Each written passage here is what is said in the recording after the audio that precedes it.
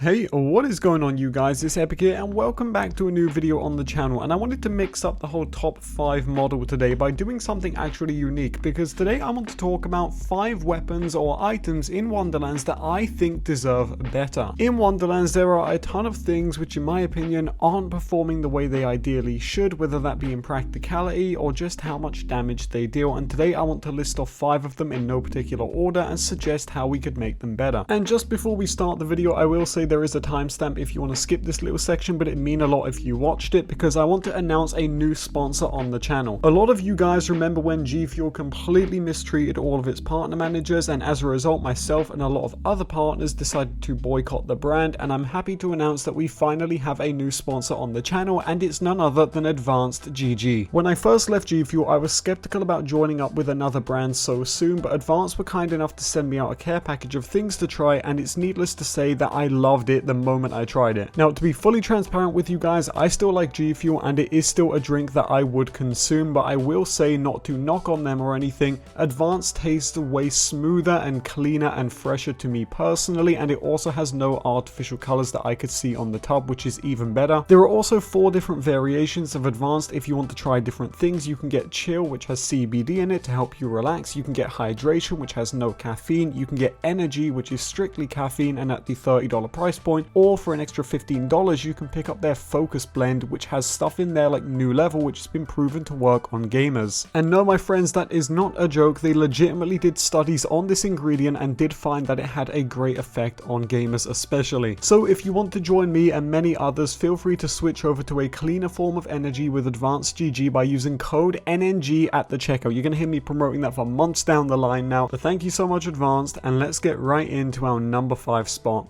So coming in at number 5, we've got the Furior Swordorang Shotgun. Now to break it down for you, this is basically just a normal Furior shotgun, but when you shoot it and then reload it, it will throw out a boomerang basically, or in this case a Swordorang, which will do like this cool 360 curve and then come back to you and then you get it back. However, my problem with the Swordorang is my problem with a lot of items in Wonderlands. On paper it is very much a gimmicky weapon, but in practice it's not very practical to use. Every time I try to use this thing, I end up just getting myself killed, and it's a lot easier to just swap to another weapon instead. And even though when I first used this I did notice it had pretty high damage, the throw damage also just wasn't all that impressive to me. Now, how can we fix this weapon? Well, one of the ideas I had is that since it's the Swordorang and it throws a spinning sword on the boomerang effect, maybe make it so that every enemy it passes through, should it hit them, it debuffs, making them take more melee damage. This is a great way to weave guns into melee builds without having them literally just shoot melee like something as lazy as the Stab-O-Matic, and I also think it keeps the gun feeling cool and fresh. But let me know what you think this gun needs, and also give me your thoughts on it in the comment section down below. And with that being said, let's move on to my number 4 pick.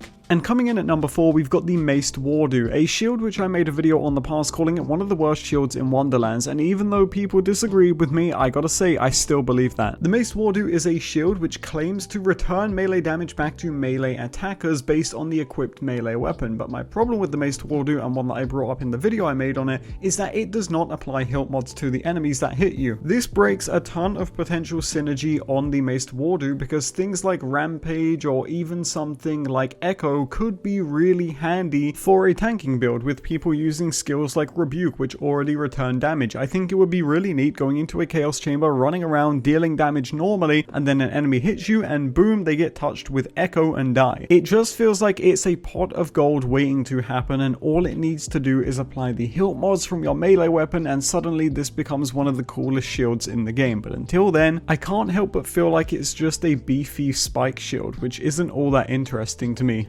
Now, coming in at number 3, we actually have a spell, and it's none other than the Skullantir, which you can get as part of the Dragonlord pack in Wonderlands. Now, the way this spell basically works is that when you summon it, it will summon a talking floating skull, which is going to talk to you as if it were the Dragonlord, and it's going to float around you for 20 seconds. Now, what's going to happen if an enemy is nearby you is that the Skullantir is actually going to fly towards the enemy, and it's going to just explode and disappear, and that's it. My problem with this spell is that it's such a one and and done, and it's not even as if it does crazy high damage. But on top of that, I also don't believe it can currently come enchanted. I could be incorrect on that, but I don't remember seeing anyone being able to enchant this thing, which also makes it really bad. But in terms of how I would suggest we go ahead and improve the spell is, instead of making it home in on enemies and just instantly blow up, why not make it like the Love Struck Bow spell from DLC 3, where you summon it, it floats around you, and for 20 seconds it's just beaming enemies with these energy shots.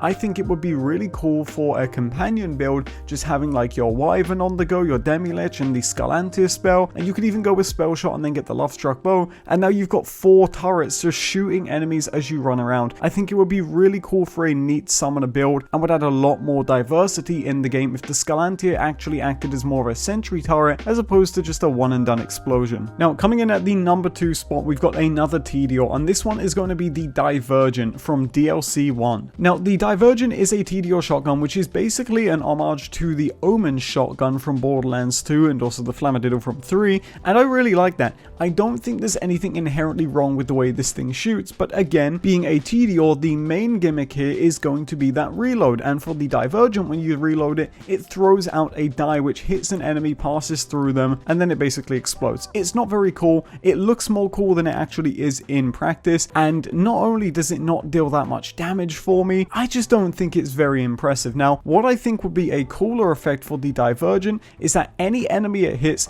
it creates almost like a debuff icon above their head with maybe a floating dice, or maybe it creates a singularity for every enemy it hits, pulling other enemy in nearby. I just think there is so much more we could do with this gun as opposed to just a generic static mesh where you throw it out and oh look, it's a dice. Like, it just feels like in a game like Tiny Tina's Wonderlands, a dice throwing weapon should have some kind of gimmick tied to the actual throw, and from what I'm aware of, the Divergent just does not have that. Now, coming in at the number 1 spot, if you've been a fan of the channel for a while, you'll know this one is coming. It is the Vladov Manual Transmission Assault Rifle. And oh my god, in the words of the great Vinalic Puma, what a boatload of ass, because this gun is incredibly underwhelming. For a gun that is built off of switching gears, you would imagine that it's just this hot steampunk chain ripping weapon, when in actuality it's just one massive inconvenience to the player. The manual transmission basically requires you to hit a timed weapon switch mode whenever you see the ammo count turn red, and not only is this really hard to do because that counter is right in the bottom of the screen and not near the reticle, but also tuning up the fire rate on this gun is going to do nothing but eat away at ammo, and yes, you will get a subtle increase in fire rate, but all in all, it's just not worth it. I think the easiest way we could improve the quality of the manual transmission is to put a prompt near the reticle whenever you have to switch modes. And also, another idea which I had for this is that every time you switch gears, making the gun ramp up in fire rate, it should also have a higher status chance. So for people doing an elemental build, they'll be able to apply their dots more consistently, and we could even go as far as making dots deal more damage the higher you are firing with this gun. There's lots of options on the table here, but I just don't know if we're ever going to see the manual transmission change, but I do think this is one of them guns that just deserves better. But I want to know, did I miss any out? If I did, let me know in the comment section down below. And gamers, thank you so much for watching this video today. Don't forget to use code NNG at the Advanced GG checkout, and until the next one, guys, I will see you later. Take it easy, everybody.